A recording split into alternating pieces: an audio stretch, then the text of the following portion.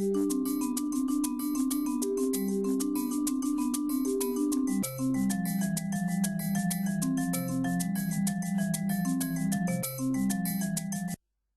13, buongiorno e ben ritrovati in diretta. Fisco e tasse, le novità. Torniamo come ogni mercoledì insieme alla CGIL che risponde alle vostre domande, quindi ricordatevi 0422 1626 798 per intervenire. Tra poco sentiamo anche qualche telefonata. Saluto e ringrazio Monica Giomo, amministratore delegato del Servizi Treviso SRL. Buongiorno Monica. Buongiorno a voi. Giuliana Maffei, responsabile fiscale. Buongiorno. Ciao Giuliana. E Graziano Basso, anche lui responsabile fiscale. Buongiorno. Ciao Graziano.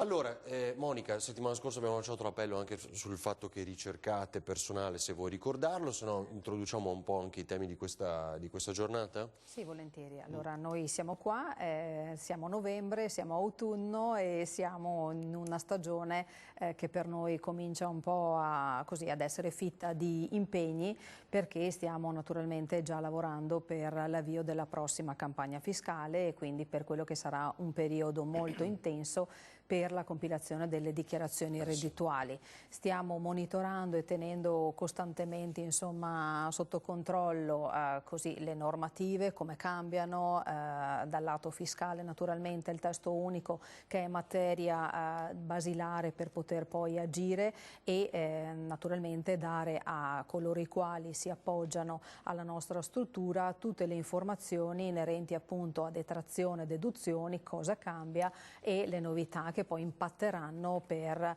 il nuovo anno. Quindi bisogna ricordarsi che per ad esempio la prossima campagna 730, ma anche per chi non fa il 730 e compila l'ex modello unico che adesso si chiama redditi persone fisiche, servono giustamente tutti quei documenti fiscali, dagli scontrini, dalle attestazioni per il mutuo, le polizze assicurative relativi all'anno 2019 che andremo appunto a chiudere qua col 31/12, quindi a maggio del prossimo anno dovremo portare con noi nel momento della dichiarazione tutte questa documentazione. Da gennaio 2020 naturalmente ci si deve attrezzare ogni qualvolta si va a fare una spesa oppure insomma si deve pagare l'assicurazione o altro, a incamerare il documento, conservarlo per poi utilizzarlo per la prossima stagione. Naturalmente ci sono delle novità che poi Graziano dirà inerenti appunto alle modalità con le quali bisogna sostenere il pagamento di questa spesa perché poi dal prossimo anno possa essere portata in detrazione o deduzione.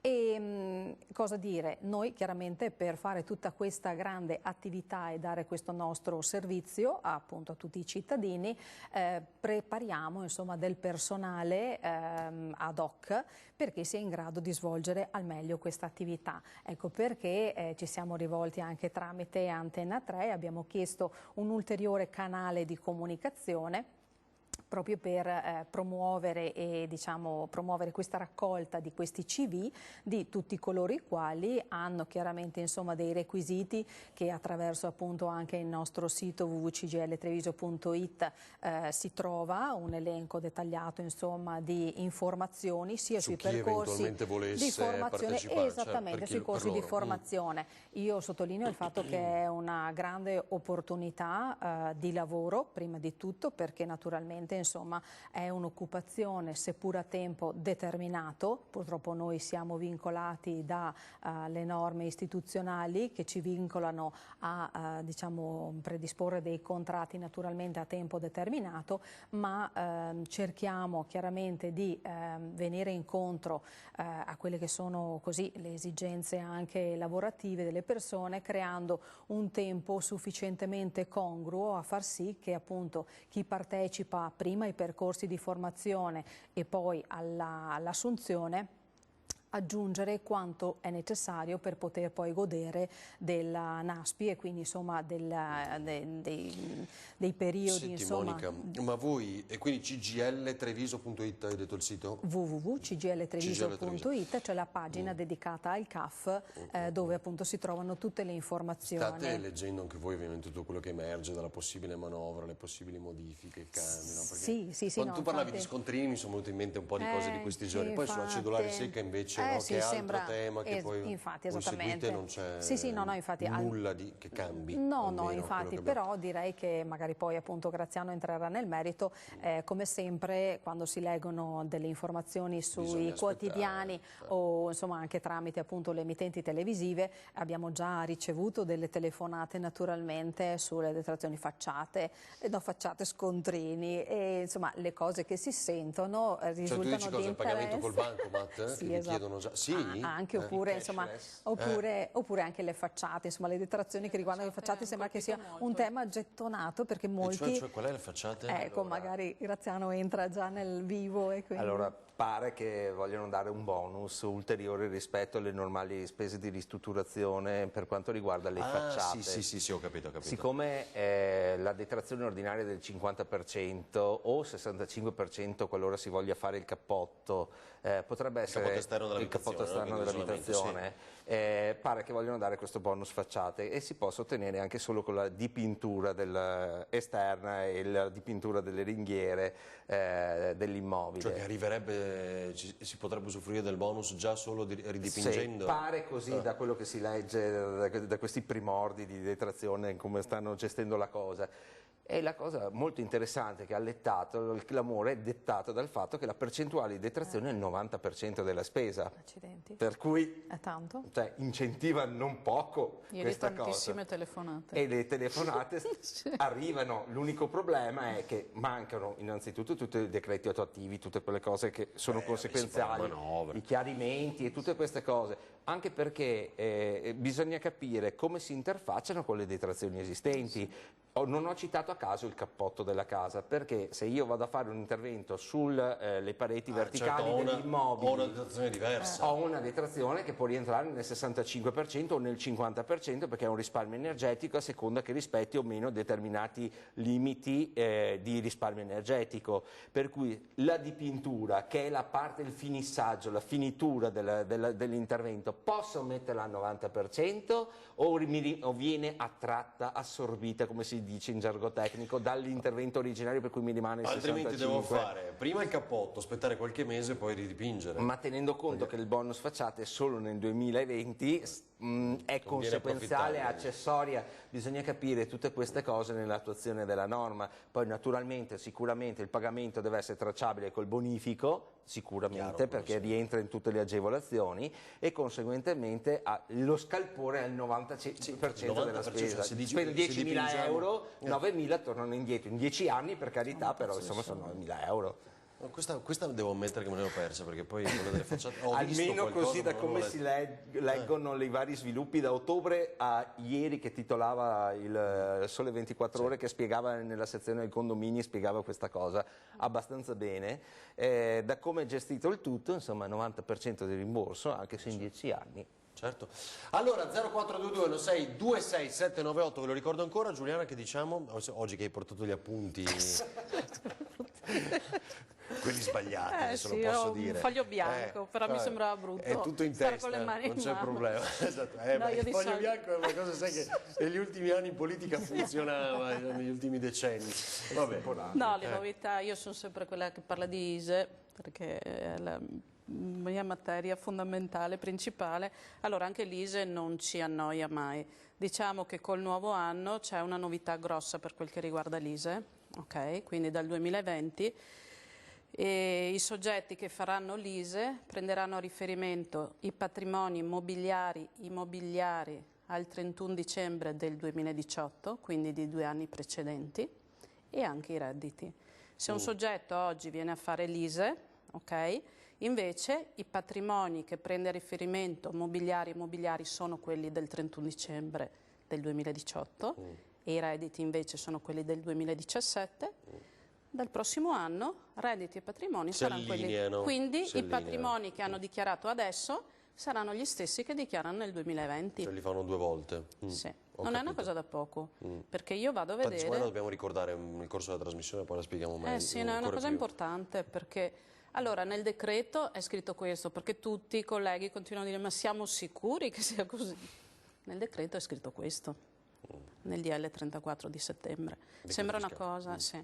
Sembra una cosa strana, però effettivamente si va indietro. Il motivo qual è per l'allineamento, arrivare all'allineamento dei due, diciamo, non ci capacitiamo neanche noi, probabilmente è più facile fare i controlli, però capisci che guardare il patrimonio mobiliare e immobiliare, quindi i soldi che avevo in banca nel 2018, piuttosto che le case che avevo nel 2018, nel 2020 capisci che è un po' destabilizzante, perché io vado a vedere delle cose che magari non ho neanche più, sicuramente. E questo è un impatto pesante, secondo me. Cioè la giacenza media, no? Che tu devi fare del tuo conto corrente del 2018. Non di quelli che avevo nel 2000. Vabbè, ma si fa... Sì, no, per noi non è un problema. Per noi, se hanno già fatto l'ISEE, quel dato ce l'abbiamo già, rinnoveremo solo i redditi. Secondo me non è la foto reale per stabilire, tu hai diritto a un contributo dopo, tu dici che cosa? Guardando i patrimoni di 2 anni prima, perché quelli sono molto variabili. E questa è una novità del 2019. L'altra novità che avevamo già visto a settembre è la nuova scadenza, che sembra una cosa stupida, però i 15 giorni di modifica sulla scadenza, allora fino a quest'anno, sai che siamo intervenuti più volte, scadenza agosto e tornare alla scadenza vecchia, sempre a settembre è stata sancita la scadenza dell'ISEE il 31 dicembre piuttosto che il 15 gennaio come era per gli anni passati. Questo ad esempio comporta dei problemi per quel che riguarda alcune prestazioni sociali come i bonus, quelli nazionali, energia e gas. Prima noi potevamo rinnovare, questa è una cosa un po' complessa, la butto là. Ad esempio i bonus io li rinnovo un mese prima della scadenza, quelli nazionali. Ad esempio io ho fatto bonus luce che mi scade fisicamente il bonus vero e proprio il 31 dicembre, devo rinnovarlo un mese prima, quindi a novembre. Prima potevo rinnovarlo a novembre perché comunque al rinnovo, il 1 gennaio, avevo un ISEE attivo perché l'ISEE prima scadeva il 15 gennaio. Invece adesso, scadendomi l'ISEE il 31 dicembre, tutte e due le cose. Bravo, non possiamo fare i rinnovi di novembre e dicembre. Quindi i rinnovi dei bonus di novembre andranno fatti a gennaio e i rinnovi bonus di dicembre andranno fatti entro febbraio. E di fatto io perdo... 2 mesi di non bonus? è che li perdo, me li tengo buoni perché è uscito una circolare, un decreto di SGAT, che è quello che gestisce, l'ente che gestisce i bonus a livello nazionale, dice ok, io ti do un mese in più per Però poter... questo a differenza di prima viene disallineato, diciamo come... Sì, cioè un mese ambito. Vuol dire che noi a gennaio dovremo fare tutti questi ISEE qua per i bonus, gli ISEE per qualsiasi altra devono avere prestazione. priorità rispetto ad altri. Sì, e poi abbiamo, e dopo magari, visto che forse dobbiamo andare in pubblicità, l'RDC anche dobbiamo farli tutti a gennaio. Reddito di cittadinanza, perché ho capito bene cosa... questo tema è interessante. Allora, ci fermiamo pochi istanti, poi ripartiamo da questo? Monica? Ok, a tra poco.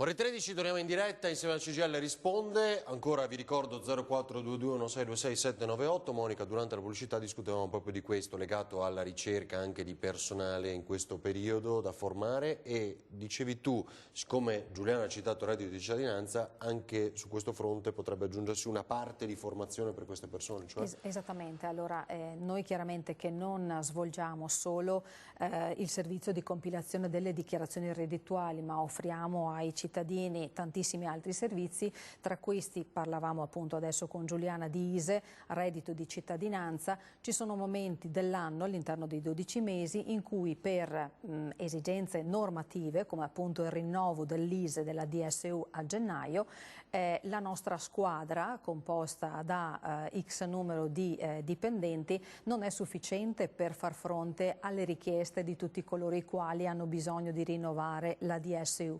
Quindi noi attraverso il personale che inizialmente formiamo per la campagna 730, ma che poi, come la prossima settimana, Giuliana formerà una parte di questo personale che l'anno scorso ha lavorato con noi appunto per le dichiarazioni di redditi, le formerà sulla materia ISEE, proprio perché prevediamo al rientro dalle vacanze natalizie, quindi con la riapertura degli uffici al 7 di gennaio, di dover in qualche misura aumentare il nostro organico, e quindi approfittiamo di personale che già ha lavorato presso la nostra struttura, che formiamo appositamente sulla materia ISEE, dando loro quindi una possibilità, come dicevamo prima, di aggiungere un periodo di lavoro a quello che è legato alla campagna 730, quindi certo. da gennaio sino di fatto a luglio, periodo in cui completeremo la campagna 730, saremo in grado appunto di offrire un'opportunità di lavoro e nel contempo, ripeto, dare assistenza a tutti coloro i quali ne hanno bisogno, e noi già oggi siamo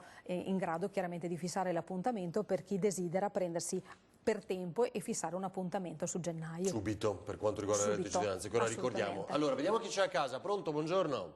Buongiorno direttore, sono Giusy. Oh, Giusy. A lei e i suoi ospiti. Prego, buongiorno. Buongiorno. Allora, intanto per avere il bonus che bisogna avere massimo 60 anni, ma perché ti rimborsano dopo 10 anni e se ci arrivi, insomma... Beh, insomma, allora, Giusy, speriamo di arrivarci. a 110 anni però, così ce ne sono altri 10 davanti, no? Sì, però, direttore, il problema è questo, che devi tu pagare tutto quanto e poi ti rimborsano entro 10 anni. Ma c'è gente a questi anni che ha magari migliaia di euro, ma perché per imbiancare magari non ci sarà tanto, ma per fare il tetto, per fare tutte queste cose qua, devi prima pagare subito e poi ti rimborsano entro 10 anni. Certo. E questo è un enorme problema in questi tempi, che non ce ne sono tanti, insomma, ecco. Grazie. Cioè, grazie Giusy, buona giornata. Dice, di fatto, direbbe che bisogna avere il rimborso in toto subito. Questo... Purtroppo la coperta è corta e di conseguenza hanno mediato e hanno dato questa forma di detrazione. In 10 anni. Una volta che c'era leggermente più pecunia nelle casse dello Stato, c'era la possibilità, oltre i 75 anni, di poter ridurre i tempi a 5 anni per i rimborsi. Poi non è stato più possibile perché bene o male non siamo in buone acque finanziariamente come Stato, conseguentemente hanno lasciato tutte a 10 anni.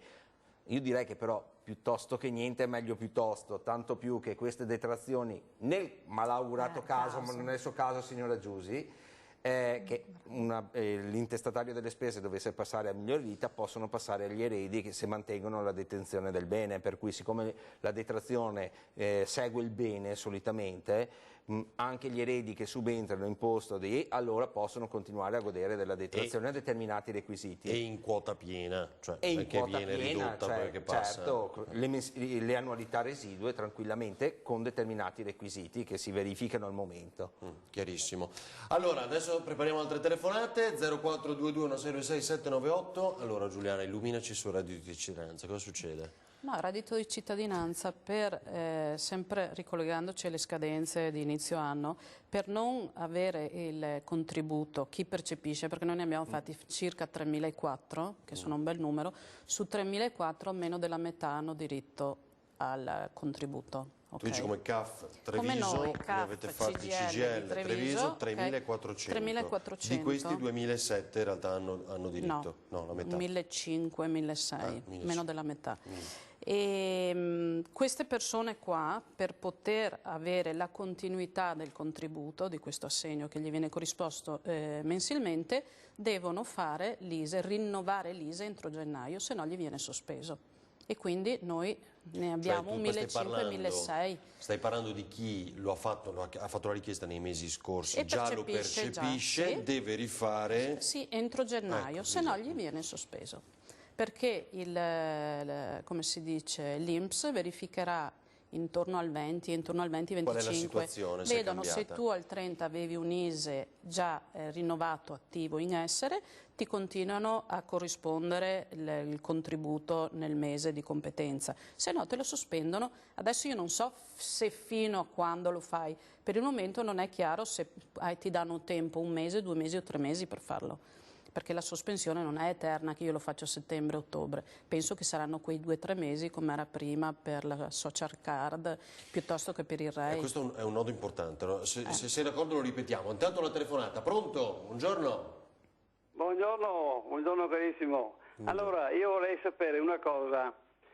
Mia suocera ha 96 anni. Mi capisce? Certo, 96 anni. Ha 96 anni, sì. Percepisce il reddito di cittadinanza di 80 euro. Ma gli 80 euro non li danno mai. Lei prende sempre 40 euro. Sempre 40? 40 euro le danno, non di più. È il 40 minimo. Vorrei sapere il motivo, vorrei sapere il motivo. Cioè, lei dice avrebbe diritto a 80 euro, ma ne prende 40? 80 euro, Questo ne prende dice. 40. Ma chi è che gli aveva detto che aveva diritto agli 80? E come faceva a sapere lei che aveva diritto agli 80 euro e non ai 40? Cioè, sulla carta era scritto, la prima carta che mi ha dato il sindacato era scritto 80 euro. Oddio, diciamo che in corso di erogazione del contributo possono cambiare alcune cose. Lei l'ha fatto da noi, la domanda di reddito e cittadinanza? L'ha fatto... Sì, l'ha fatto il sindacato, sì. Ma da noi? Sì. Perché se lei l'ha fatto in uno dei nostri uffici, io posso andare, cioè noi possiamo andare dentro nel sito dell'INPS a verificare le posizioni, se ci sono intervenute delle modifiche, delle variazioni. Perché io ho avuto tanti casi che sono partiti con un importo, poi in corso d'anno sono intervenuti delle agevolazioni e gliel'hanno ridotto. Ah, ecco. Infatti è la quarta volta che prende 40 euro e non 80. E non 80. Allora, aspetti solo qualche istante. Come si chiama lei? Sergio. Allora, Sergio, la domanda che faceva Giuliana è, lei dove abita? A Cornuda. A Cornuda. E quale CAF è andato? Glielo possiamo chiedere? Cornuda è quella di Montebeuna, del CISL. CISL, però in questo caso. Allora, qui c'è la CGIL, diciamo Sergio, quindi cosa diceva Giuliana? Se dopo vi sentite al telefono poteva risalire, purtroppo così no. Però le ha spiegato che probabilmente c'era una previsione iniziale, poi col passare dei mesi una verifica, cos'è? Sì, fanno delle verifiche. Fanno delle verifiche, hanno trovato magari che avete avuto, sua suocera ha avuto delle agevolazioni. Sì, qualche contributo, qualsiasi cosa che abbia percepito. No, non ha avuto contributi. Qualcosa è intervenuto comunque. Una invalidità potrebbe essere? Ha un'invalidità riconosciuta? No, non ha invalida. Sergio, lì purtroppo bisogna capire bene con le carte, no? Noi arriviamo diciamo sui principi, può andare all'INPS? Provi con appuntamento. Allora, o si rivolge al CAF di prima o lo cambia, diciamo, o va all'INPS per verificare come mai c'è questa discrepanza rispetto alla previsione che definiamo la speranza iniziale, Sergio, capisce? In modo che poi si possa capire da cosa è generata, va bene? Sì, va bene, grazie. Grazie, buona giornata. Allora ne approfittiamo, pubblicità, ma davvero un minuto, poi ricominciamo su questi temi qua che vedete poi sono caldi. Allora 0422 1626 798, a tra pochissimo.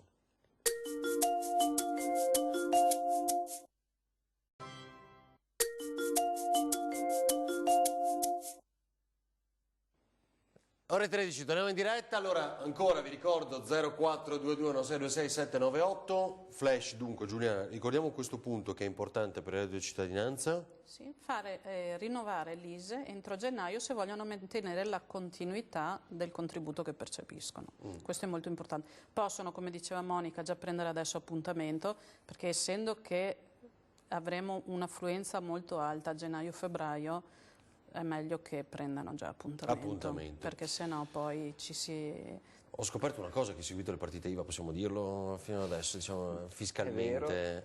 C'è l'amministratore qui per me l'ha detto la D, Beh, ecco, è interessante, tu avevi un'interfaccia con le persone, in qualche caso ho avuto un'interfaccia con le persone. Erano preoccupati per il forfettario?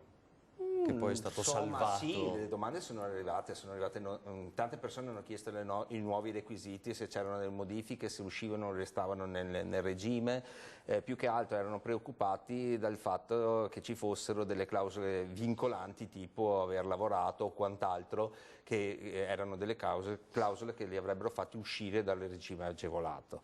Però insomma Carla come al solito è stata sempre pronta a risposta. Un volume d'affari che superasse i 65.000. No, ma non era neanche questione di volume d'affari. Oltre al volume d'affari c'erano delle clausole tipo aver lavorato, avere un tipo di lavoro tipo dipendente che poteva interagire con l'attività, per cui li faceva estromettere dal regime forfettario. Carla ha analizzato tutte le persone, tutti i quesiti delle persone, e ha dato come al solito una consulenza molto, molto puntuale rispetto alla singola posizione, e effettivamente insomma, si è riusciti a fare un ottimo lavoro da questo punto di vista. Effettivamente c'è stato un po' di mal di pancia da parte di qualcuno. Poi abbiamo dovuto fare i conti anche con il discorso della modifica degli acconti, per cui i titolari di partita IVA che erano soggetti agli ISA, invece di pagare il 40% a giugno e poi il 60% degli acconti per l'anno successivo a novembre, hanno dovuto pagare il 50-50, per cui hanno dovuto adeguarsi, per cui abbiamo dovuto fare dei piccoli aggiustamenti per quanto riguarda i versamenti, e abbiamo fatto fronte anche a questa richiesta, che è stata un'innovazione introdotta a fine settembre dal governo, e conseguentemente ci siamo allineati subito con tutti i nostri assistiti. Per cui... Certo. Telefonata, pronto? Buongiorno. Sì, buongiorno, da Padova. Senta, io ho mia suocera 95 anni in casa di riposo, è allettata, non si può muovere se non con una carrozzina speciale, ha bisogno di 2 persone per sollevarla con un sollevatore particolare, ha una carrozzina speciale, come ho detto, di cui dispongono solo 4 su 56 non autosufficienti, quindi 1 su 14 ha quel tipo di carrozzina. Nonostante tutto questo non riesco ad avere il contributo regionale, che praticamente allevierebbe il costo di mia moglie, che prende poco più di 1.000 euro al mese. Ora io mi chiedo come è mai possibile che io mi trovo di fronte a una istituzione, una burocrazia che mi impedisca di raggiungere l'obiettivo che sarebbe logico, anche perché è previsto tra l'altro dalla Costituzione, articolo 32 e tutta una serie di altri diritti che dovrebbero essere garantiti. Grazie. No, aspetti, può restare con noi qualche secondo, ma questi 1.000 euro al mese, lei ha detto quasi, che è solo il costo del tipo di... Mia moglie prende 1.000 euro al mese, mia suocera prende 1.700. Ho capito. Allora, aspetti solo qualche istante, vi serve qualche domanda per capire un po' più... Non so se lui parla dell'ICD, l'impegnativa di cura però domiciliare, no? Sì, l'assegno di cura. Mi riferisco al certificato di domiciliazione. Non so di cosa parla. No, cioè quello che prevede, quello che la regione paga dai 49 ai 56 euro al giorno, a seconda della gravità, e che non mi viene dato per chissà quale motivo astruso, perché non riesco a capirlo. Che intervenga sulla retta, ho capito, diciamo. Sì, sono le attestazioni, sapete che la Sì, quota di compartecipazione regionale sulle esattamente, che ne abbiamo discusso anche un po' di mesi fa, la battaglia anche dello SPI, CGIL, insomma, che ha cercato di capire. Allora, sa che cosa, nei mesi scorsi, non so se è ancora al telefono con noi? Sì. Come si chiama lei? Paolo. Alfredo da Paolo. Paolo? No, chiama da Paolo.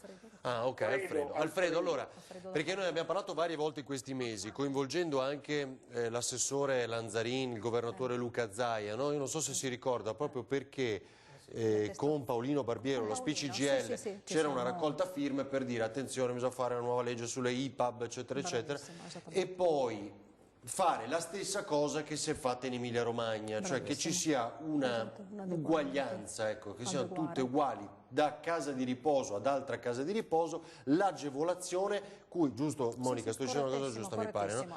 Cui può ambire il cittadino privato che ha una persona ricoverata, perché diciamo curata in queste strutture, perché da casa di riposo, da una casa di riposo all'altra può cambiare di molto. Molto, sì. Sì. Anche Quindi nel suo caso, migliaia vado a di euro. intuito, potrebbe non dipendere dalla regione, in questo caso facciamola un po' più semplice, Dalla ma dal struttura. tipo di casa di riposo che ha Infatti. scelto. Tant'è che, aggiungo l'ultimo dato, poi me ne possa servire. Settimana scorsa abbiamo fatto una diretta il giorno di Vaia, non mi ricordo, l'anniversario di Vaia, fuori dalla regione, mentre c'era la conferenza stampa, c'era una manifestazione appunto dei sindacati proprio per spingere su questa legge. Su questa legge è stato detto più volte che adegua, ricordo, e mette tutti allo stesso livello, ecco.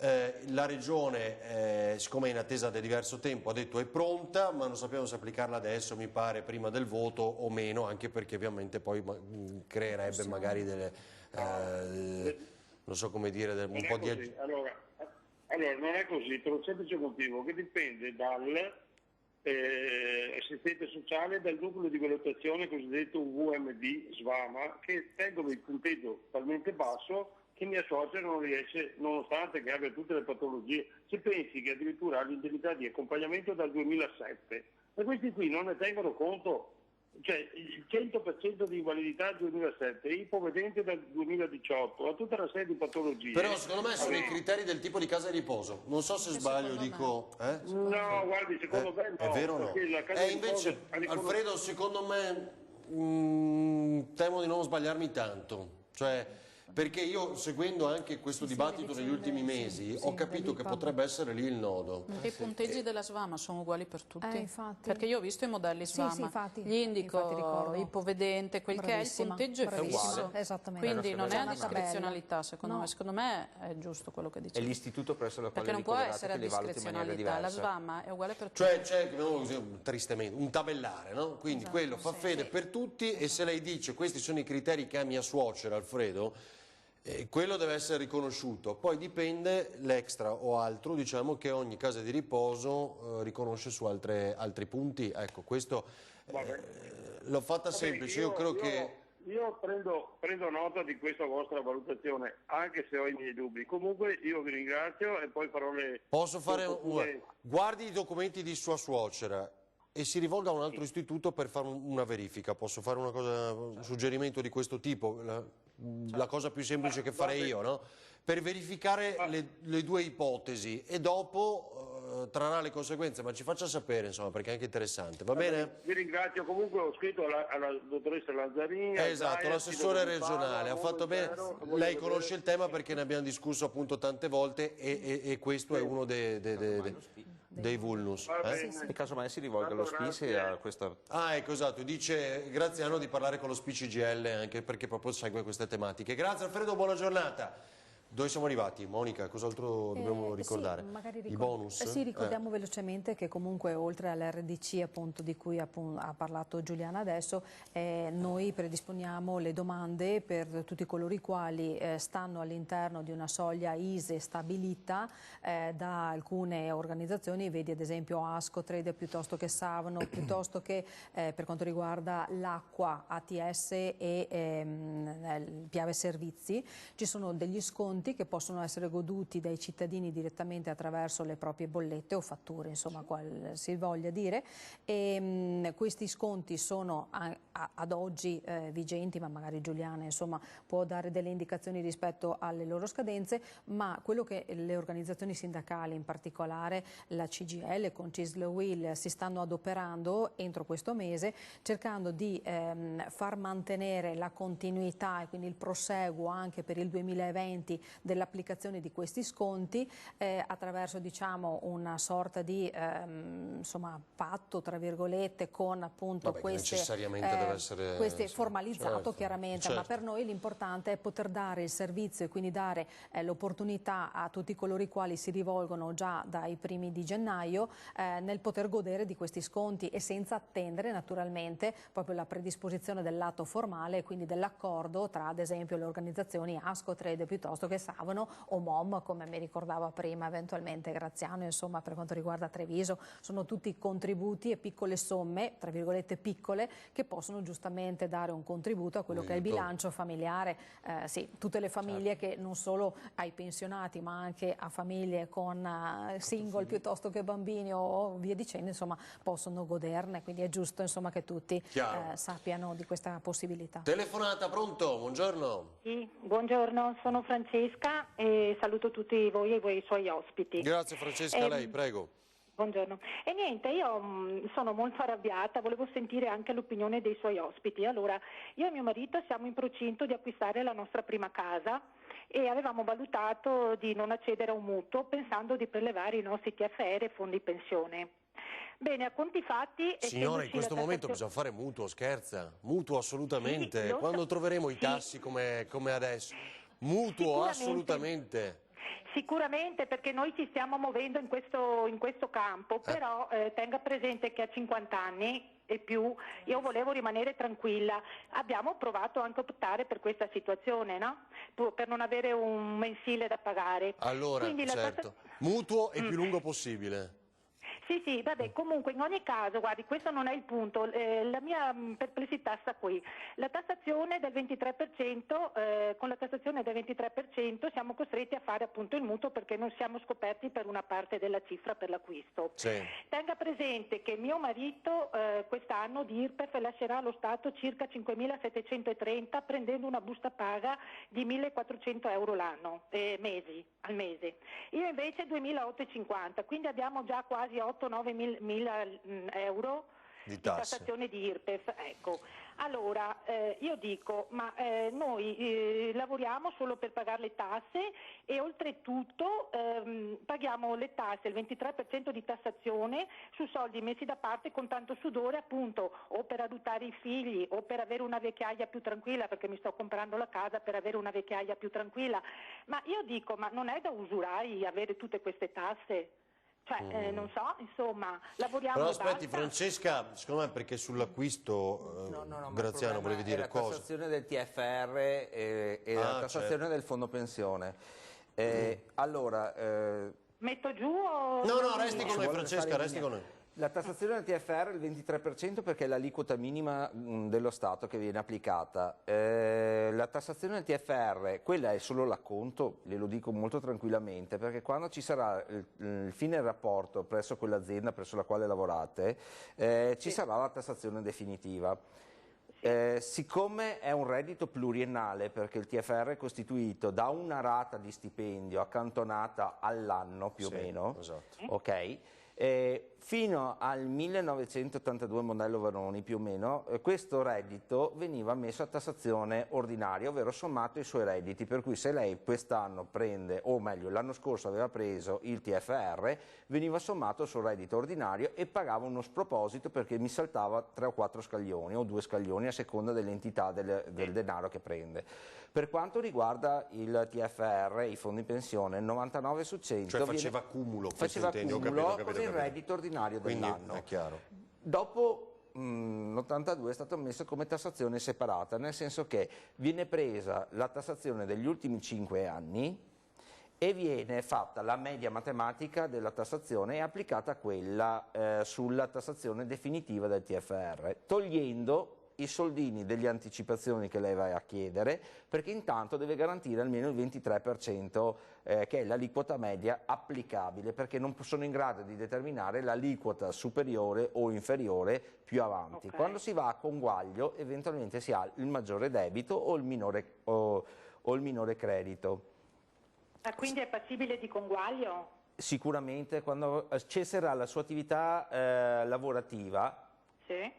praticamente avrà la tassazione definitiva, viene scontata l'imposta che va a versare adesso come anticipazione, però l'aliquota non è l'aliquota dei redditi ordinari dell'anno in cui chiude il rapporto di lavoro più i redditi di tutto il TFR, ma è l'aliquota media degli ultimi 5 anni, per cui È un'aliquota mediata, non incide e non penalizza come penalizzava prima della riforma. Prima era follia. Conseguentemente è vero che so anch'io cosa vuol dire chiedere un'anticipazione del TFR per poter acquistare la casa. So che è un salasso anche perché c'è una quota parte di imposta ordinaria e di imposta sostitutiva per quanto riguarda la rivalutazione del TFR. Si lascia giù un terzo più o meno quando è la fine, per cui bisogna sempre considerare che ci vuole un terzo in più rispetto a quello che si chiede. Però non è che sia la stessa tassazione che lei e suo marito lasciate per le buste paga ordinarie, perché ha un criterio di determinazione totalmente diverso, che è calmierato rispetto all'incidenza di quel reddito rispetto all'annualità in cui viene percepito.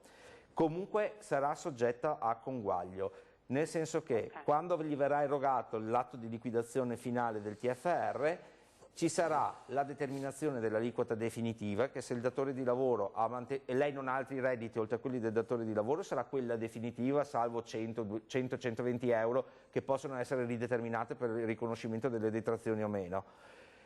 E verrà scontato poi l'acconto che versa con l'anticipazione, ma questo ce l'hanno tutti i lavoratori dipendenti, per cui è una tassazione comunque calmierata. Io so che può stare sullo stomaco il fatto di dover anticipare circa un terzo di quello che è l'accantonamento, però purtroppo in qualche maniera devono pur tassarlo, perché comunque è un reddito ed è molto meglio adesso di come era prima, ve lo posso assicurare. Beh, certo, sicuro, con l'accumulo di prima.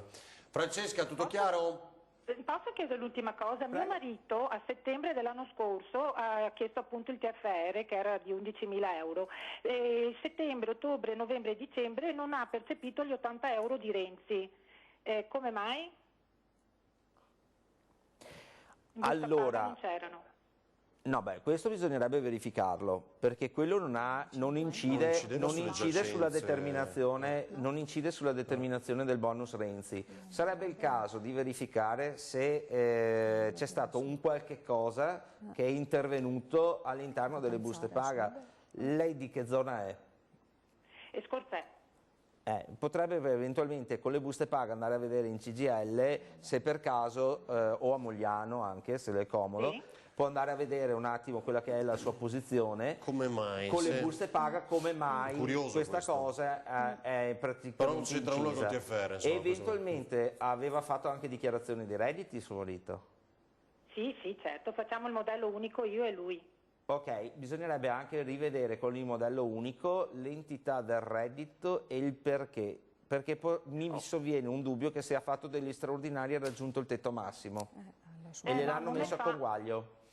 Vabbè, vediamo, allora andrò alla CGIL. Per esempio. Okay. Va bene, grazie Francesca, buona giornata. Buona giornata. Siamo in ritardissimo, dovevamo mandare la pubblicità 7 minuti fa, tra poco.